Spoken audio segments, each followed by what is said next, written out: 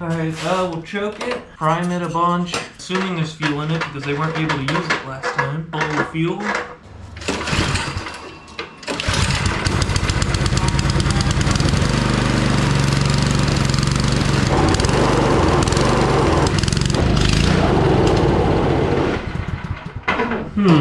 Good drive. Was I doing the wrong one?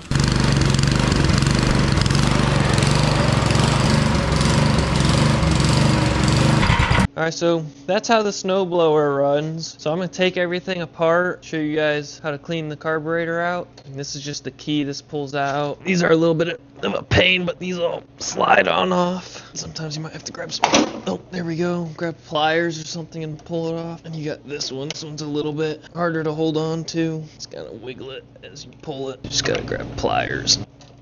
It's slowly coming off. There we go. Now we gotta take out these two 10s right here. You gotta take this whole cover off, and it goes all the way across here. I think we'll take these two out, and maybe these two. This little plastic piece over here also curls around and goes under this one screw, so I do have to pull this out, and then this should slide on out. Yeah. And now this whole plastic cover should just pop on off. A little bit of moving some stuff. Let's just see if I can move this. Alright, that should be out of the way for now. Now I grabbed these to pinch the fuel line. That way the fuel's not flowing because the tank is full. But I'm going to go through, and I can already see this hole right here is pretty dirty. So I'm going to take my, whatever these are called, and run it right through here. Because that's usually the hole that's always clogged that stops fuel from flowing. Now, I'm just going to spray right through here. Spray through this one. I should take the bowl and everything off just to make sure that that's all clean in there. Because I don't want to throw it all back together and then have to take all this off anyways. And then there's going to be a little bit of fuel in here, so that's going to drain out. If it keeps draining out, then my fuel line's not pinched all the way. Yeah, it's a little built up down there on the bottom. Let's kind of rub all this on off of here. Now, if I spray through here, it should shoot out somewhere down in there. Not sure where this one goes. There's another hole right here, because there's a little jet up here that this goes to. I actually feel it moving, so that should get that clear. There's a jet in the top of this. I don't know if this will fit through this, but I should just be able to spray right through the top of this.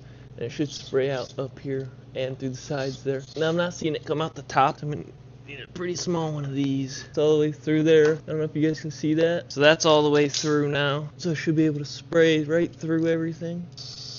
I am going to pull the float and needle. Make sure that that's all clean. Fuel line. Oh, yep. Fuel comes straight out of there. So that's clean. I am going to pull this jet up here just to make sure that that's clean because I can't really tell if it's spraying through anywhere from this. And I'm just going to pull this out by hand because it's plastic and it strips very easily. So there's a little screw holding it in. This is actually also the idle screw. You can use a flathead screwdriver to get it out if you need to. It's got this weird shape on it, so you can fit a flathead screwdriver in there, and then you could use a flathead screwdriver to just pop this on out. Screwdriver, pop this on out, and then this is a jet, so there's a hole that goes through there. Yeah, and then there's this other little hole right here, which is clogged.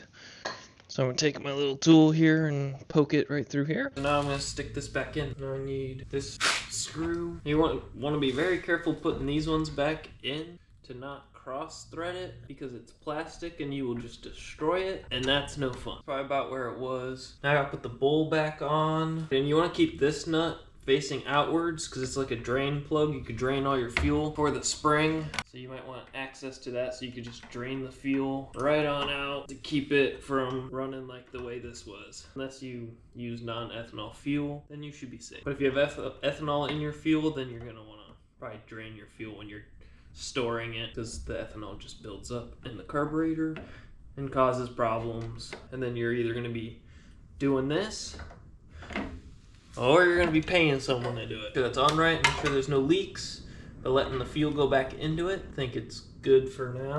I like to take these, put these back over top like this, tighten down the carburetor, test it and make sure it runs right before I put everything back off and realize something else still needs cleaned and it doesn't run right.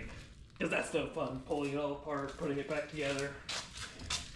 So you just gotta make sure this is somewhere in the middle, because this, if it's all the way this way, it's off. Choke, shouldn't need the choke, might need it because I did not actually run it today. We gotta put the key in. Not gonna start without the key in it. Let's see if she runs correctly. Let's see if we can get the choke on here.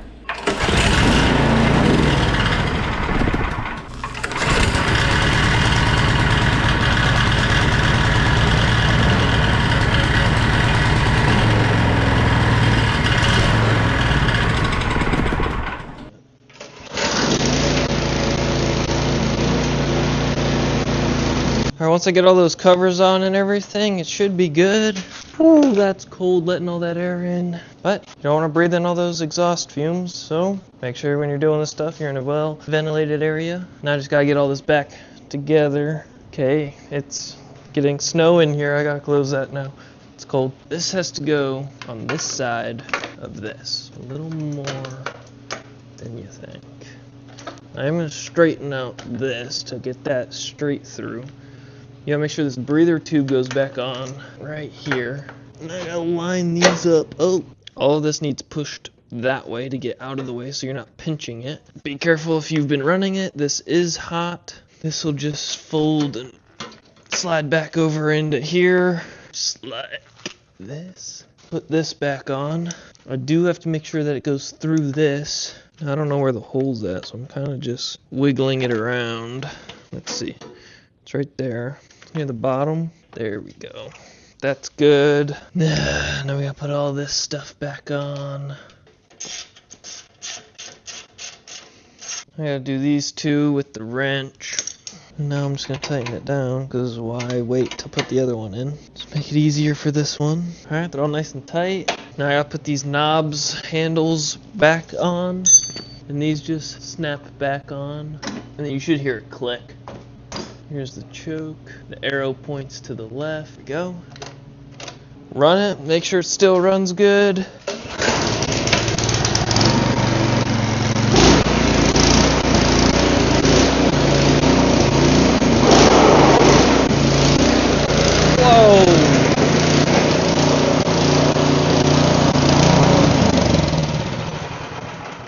Alright, that's going to be the end of this video. If you guys want to see me fix more things or try to fix more things, subscribe. Here's a video you might not have seen before, and I'll see you in the next video.